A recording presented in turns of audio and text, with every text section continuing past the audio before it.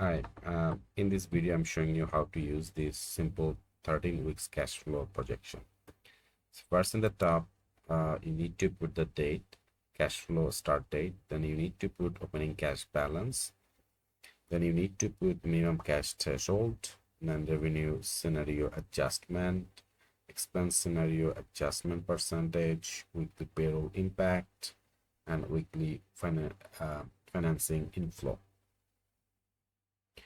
This section need to put manually. Then that we have this table actual weekly cash flow. So everything in the blue, that means you need to put manually, and this is the week number, and here is the week start date, starting cash, collection, other in, total in, operating expense, debt service, owner pay, taxes, capex, total out, net cash flow, ending cash, variance to threshold, and status. And as you can see, blue are manual entry and black is automatic. In status, if it is on the track, then it will show thumbs up, and thumbs down if it's not on track here. And in the right, you can see the 13 weeks total average.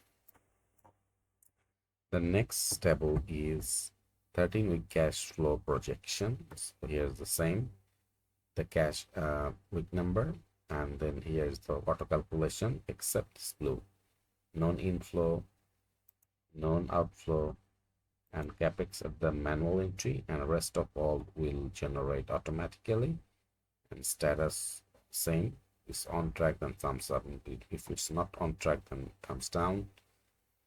And here is 13-week total. Yeah, this thanks for watching.